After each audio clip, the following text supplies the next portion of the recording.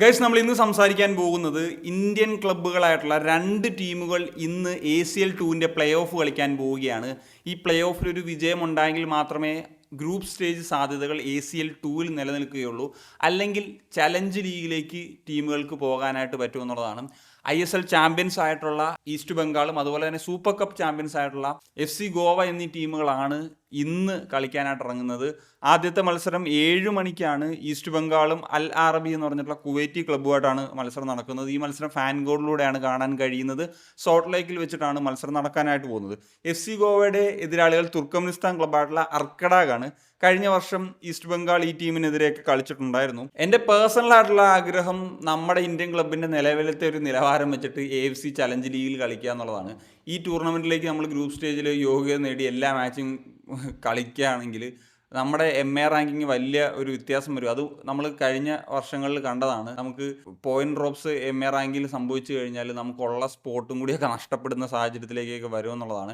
AFC challenge ലീഗാണ് നിലവിലത്തെ നിലവാരത്തിൽ നമുക്ക് കോമ്പീറ്റ് ചെയ്യാൻ പറ്റുന്നത് എന്ന് പറയുന്നൊരു കാര്യമാണ്. അതിനേക്കാൾ മെച്ചപ്പെട്ട ടീമുകൾ തന്നെയാണ് അൽ അറബിയും അർക്കഡാഗ് പ്രത്യേകിച്ചു എന്നുള്ളതാണ് ഞാൻ പ്രതീക്ഷിക്കുന്നത്. രണ്ട് ഒപ്പണൻസിനെ പറ്റി നമ്മൾ നോക്കുന്ന സമയത്ത് ഇപ്പോൾ ഈസ്റ്റ് ബംഗാളിൻ്റെ ഒപ്പണൻ്റ് ആയിട്ടുള്ള അൽ അറബി കുവൈറ്റ് ലീഗിൽ സെക്കൻഡായിട്ട് ഫിനിഷ് ചെയ്തിട്ടുള്ളൊരു ടീമാണ്. 2024-25 ചലഞ്ച് ലീഗിലെ സെമി ഫൈനലിസ്റ്റുകളാണ്.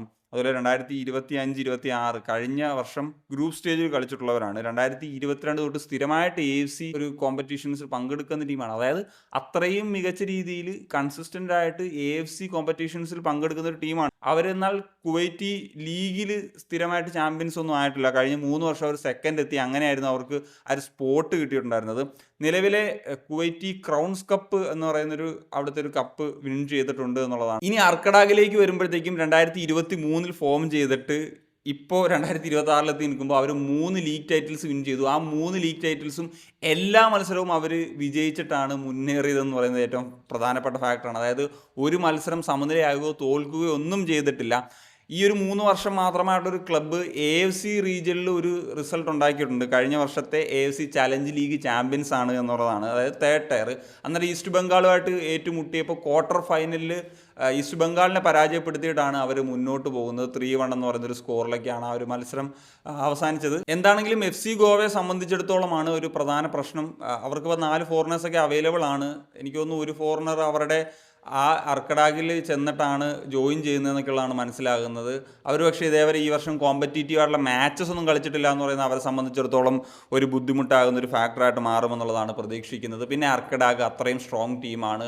അവരുടെ ഒരു നിലവിലത്തെ ഫോം അതുപോലെ തന്നെ അവരുടെ AFC റീജിയനിലുള്ള പെർഫോമൻസ് ഒക്കെ എടുത്ത് പറയേണ്ടതാണ്. അപ്പോൾ FC ഗോവയെ സംബന്ധിച്ചിടത്തോളം കുറച്ച് ബുദ്ധിമുട്ടായിരിക്കും. പ്രത്യേകിച്ച് ഇപ്പോൾ മനോലല്ല പരിശീലകനായിട്ടുള്ളത്. പുതിയ ഗോർമാങ്കി സിംഗ് ആണ്. അദ്ദേഹത്തിൻ്റെ അണ്ടറിൽ FC ഗോവ എങ്ങനെ കളിക്കുമെന്ന് പറയുന്നതൊക്കെ നോക്കി കാണേണ്ട ഒരു വിഷയമാണ്. ഇനി അടുത്തൊരു കാര്യം എന്ന് വെച്ച് കഴിഞ്ഞാൽ ഈസ്റ്റ് ബംഗാളിനെ സംബന്ധിച്ചിടത്തോളം 2 ഫോറിനേഴ്സോ മറ്റോ ആണ് അവൈലബിൾ ആയിട്ടുള്ളതെന്നാണ് അറിയാൻ സാധിക്കുന്നത്. പിന്നെ ഇഞ്ചുറി പ്രശ്നങ്ങളും കാര്യങ്ങളൊക്കെ ഉണ്ട് എന്ന് പറയുന്നുണ്ട്.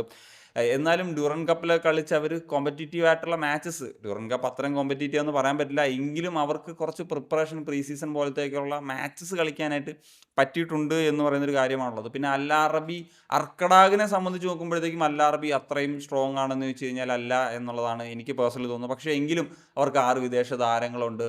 അവർ മികച്ച ടീം തന്നെയാണ്. ഒരു പടി മുകളിൽ വേണമെങ്കിൽ ഈസ്റ്റ് ബംഗാളിന് മുകളിലൊക്കെ നിൽക്കുന്ന ടീമെന്ന് തന്നെയൊക്കെ പറയാം. പക്ഷേ ഹോം അഡ്വാൻറ്റേജ് ഈസ്റ്റ് ബംഗാളിനെ സംബന്ധിച്ചിടത്തോളം ഉണ്ട് എന്നുള്ളതാണ്. ഞാനൊരു എക്സ്പെക്റ്റ് ചെയ്യുന്നത് അർക്കഡാഗ് FC ഗോവ മത്സരത്തിൽ അർക്കഡാഗിന് തന്നെയാണ് ഒരു വലിയ സാധ്യത എന്നുള്ളതാണ്. അതുപോലെ FC ഗോവ ആൻഡ് അൽ അറബി മത്സരം അതിൽ ഒരു 2 ചാൻസസും ഉണ്ടാകാം, എന്തും സംഭവിക്കാം എന്നുള്ളതാണ്. That's it guys. അപ്പോൾ എന്താണ് നിങ്ങളുടെ ഒപ്പീനിയൻ? തീർച്ചയായിട്ടും കമ്പോസ് മിഷൻ സൈൻ